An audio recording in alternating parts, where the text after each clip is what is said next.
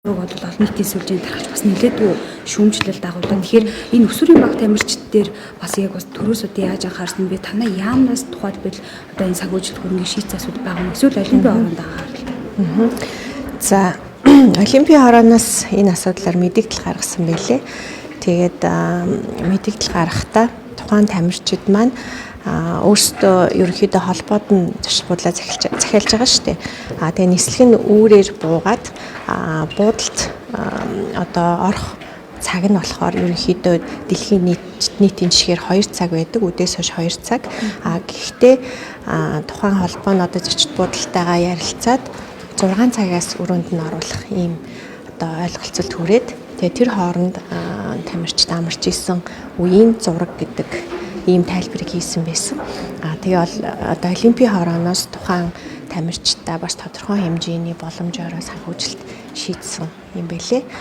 Яамны зүгээс бол нийт 26 төрлийн одоо энэ төв дэлхийн тэмцээн уралдаанд тамирчдаа явуулдаг холбооттой гэрээ хийгээд энэ холбоодод санхүүжилт өгдөг. За энэ 26 холбоон дотор жишээлбэл жюдогийн холбоо байгаа. Тэгээ жюдогийн холбоонд гэхэд энэ жил ойролцоогоор 700 гаруй сая төгрөгийн санхүүжилт холбоонд нөхсөн бэл.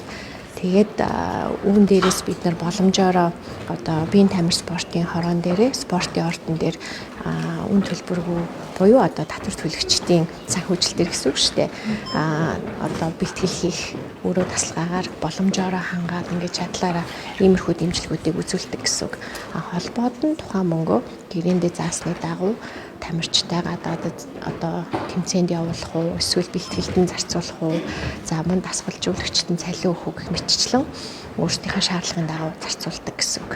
Энэ мэдээлэл гарснаас хойш ер нь одоо Монголын хавь дэмжлэгч хотын зэгтээ ер нь холбоо барьсан зүйл ер нь байгаа юу? Энэ мэдээлэлтэй холбогдуулаад. Үгүй одоо надад өөрөө тухайн хүн албан ёсоор хандаад уулзъя гэсэн юм байхгүй. Зүгээр шууд олон нийтийн одоо хэвлэл мэдээллийн хэрэгсэлээр сэтгэлийг илэрхийлсэн юм байна л гэж ойлгосон. Дасгалжуулагчийн зүгээс бол явахаас өмнө ингээд төрийн байгууллагууд болон яам сайдууд нь ингээд попрод хүлээж аваад хувцас өгөөд явуулсан. Яг үнэндээ санхүүжилт хэрэгтэй байна. Эцэг эхээсээ мөнгө аваад явж байгаа. Одоо ингээд зардлуудаа өөрсдөө гаргаж явж байгаа болохоор дэмжлэг байхгүй болохоор ер нь амжилт гаргахад асуудалтай байна гэдэг зүйлийг ярьсан л да. Энэ дээр ер нь өсвөрийн баг тамирчдаа дэмжихдээ ер нь яаж мэдээж бол одоо энэ тамирчдаа бид нар олон улсын төв дэлхийн тэмцээнүүдэд олимпиад явуулахад бол дэмжлэг асар их шаардлагатай байгаа. Үүн дээр бол одоо их хурал олон хоороо шийдвэр гаргаж төсвийг баталдаг. Сая 100 одоо төсвийн тодтгол хийснийг та бүхэн мэдж байгаа. Тэгээд хамгийн их одоо бас хасан одоо салбаруудын нэг нь бол спортын салбар шүү дээ. Тэгэхээр энийг бол одоо ганцхан надаас биш шийдвэр гаргаж байгаа бүх их хурлын гишүүдтэй та хэд манаас асуух хэрэгтэй. Одоо спортын салбарыг, биеийн тамирын салбарыг та юу гэж бодож байна? Төсөв мөнгө хэрэгтэй байна уугүй юу гэх тээ.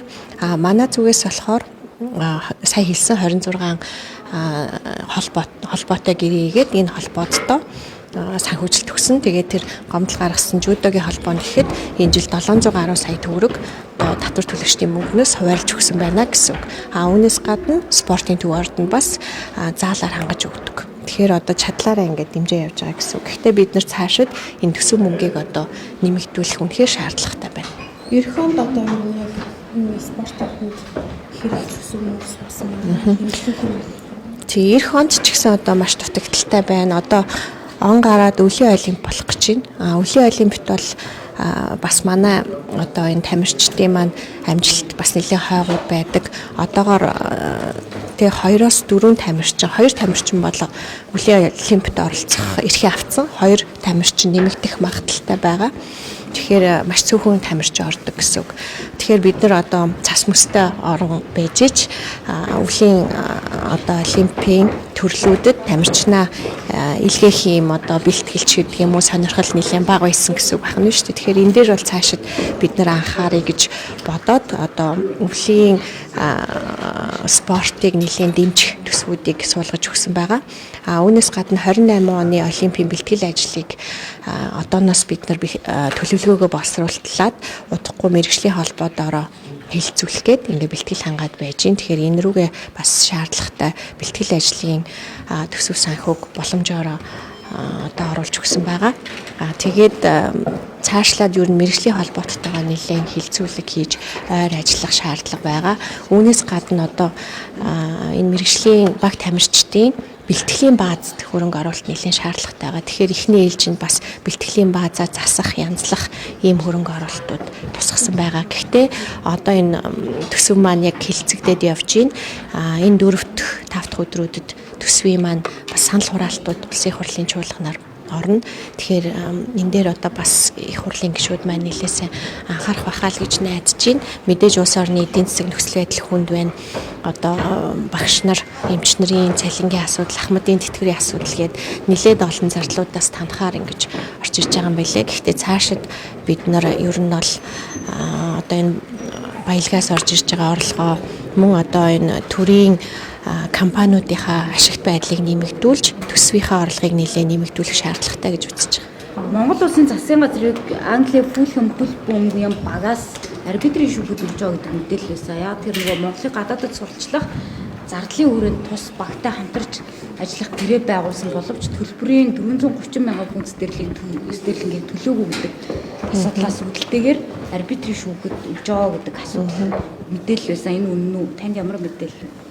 Тийм, манай засгийн газрыг арбитрийн шүүхэд өгсөн тухай мэдээлэл ирсэн байгаа. Үлдэгдэл төлбөрөө одоо цаг хугацаанд төлөөгүйгээд тэгээд манай зүгээс болохоор энэ төсвийн тодтголоор үлдэгдэл санхүүжилтийнх нь мөнгийг чиг үүрийнхэн дагуу гадаад харилцааны яам руу одоо шилжүүлчихсэн.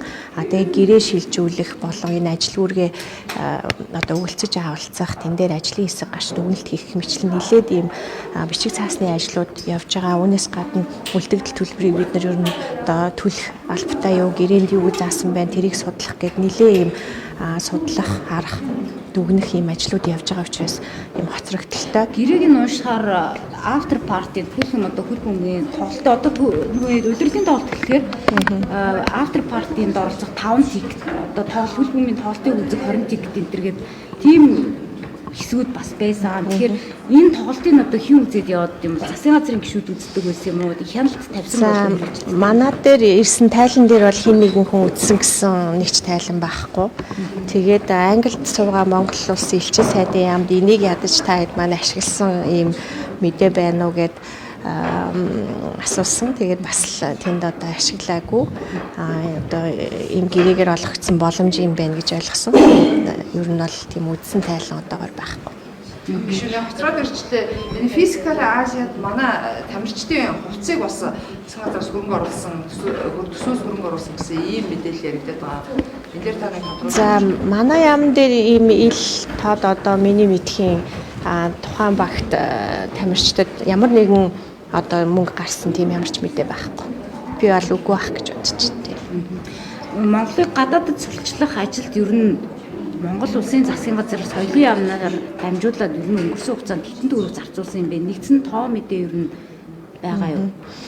За өнгөрсөн хугацааг хэрч одоо айл хугацааг хэлэх үү те? 22 3 ер нь бол нэлээд сүүлийн одоо 2-3 жилийн хугацаанд нэлээд олон том дүнтэй гэрээнүүд хийгдсэн байсан. Энэ талаар би бас өмнө таад асуухад хэлж ирсэн. Одоо нэг нь бол саяны таны асуусан Fulham хөл бөмбөгийн клубтэй холбоотой.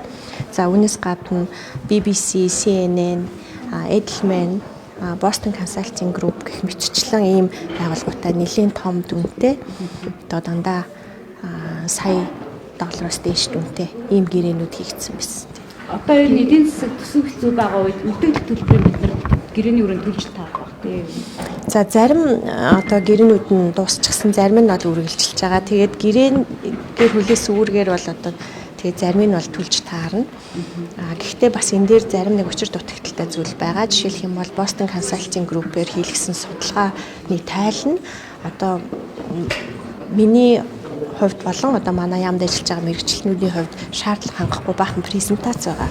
Тэгээд одоо энэ судалгааны чанар нь ч гэсэн бас одоо хоёр дахь материалууд дээр дүгнэлт хийгдсэн ийм байр байдалтай ийм судалгаанууд байна гэж бид нар үзэж байгаа. Тэгэхээр зарим одоо бидний намайг ирэхэд ажлын хүлээж аваагүй байсан ажлуудыг бол бид нар дүгнээд хүлээж авах боломжгүй гин бол хүлээж авахгүй. Тийм учраас үлдэгдэл төлбөрийг бол дахиж ярилцах хэрэгтэй гэж бодож байгаа. Тийм. За баярлалаа. Үгүй ажилтны цэглэн дээр манай байрс ирдэг.